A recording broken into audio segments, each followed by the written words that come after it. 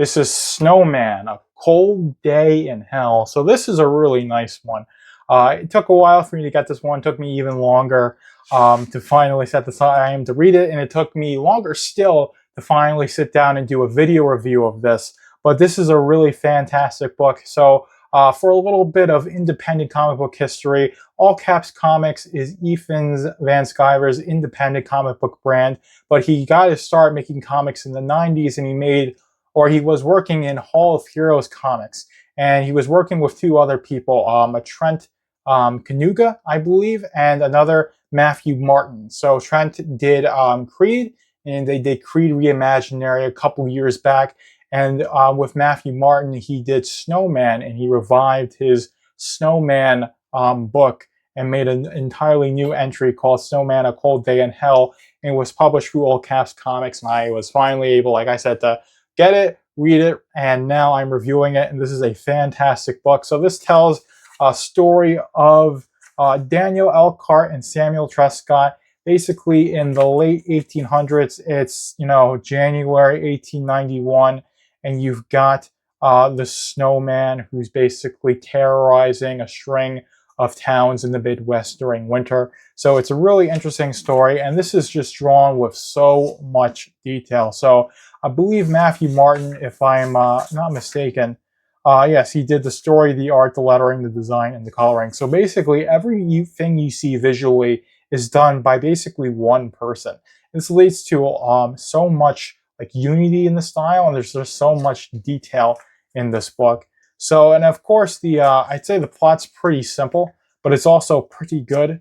As I would say, it's it's interesting, it draws you in, but really what this is just the visuals of this book. So this is basically just a setup for a bunch of epic visuals. Again, this is a really great one here of you've got the origins of the Snowman, another one, right? But I think if I can get to these, there's like ones like this.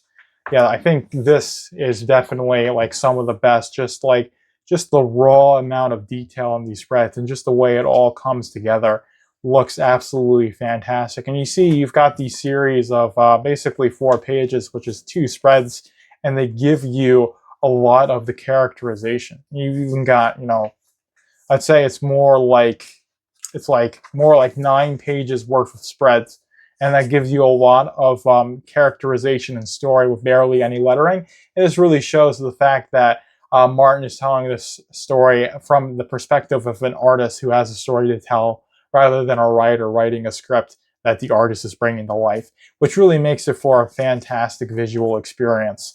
And I think, or I would say, it's definitely something that sets up a longer story, a whole, I would say, universe, dare I say, involving Snowman. It's a very interesting thing. And it's all done in a very visually solid way. The lettering is on point. The colors look fantastic. And the basic plot structure, while it's pretty simple, it's done well enough. And what really draws you in is that art and the visual aspect of this. So it's really a true comic book in that sense, of that it's relying on the visuals and the art to convey the story rather than the script and the lettering or the content of the lettering itself. And this all really sets you up for the fan, or this really, I'd say, sets you up for, if I can find it. Yeah, I'm not sure if I can. So it sets you up for, it's basically taking place, 100 years later, and they're going through the past. So this is explained in the what also came along. So basically, they remastered Snowman. It took the process. He described the process of having to find the originals and copy them and then touch them up digitally. And you got a pretty good experience here in this classic book from the 90s, and it really establishes the the Snowman character and the the guy who's going to go up against it. And of course, you've got the lady character there. I forget exactly what her name is. She says it's basically saying that she's I know the guy's name is Jack. They find the guy that's frozen by Snowman, and then this was going to be continued in Snowman #2.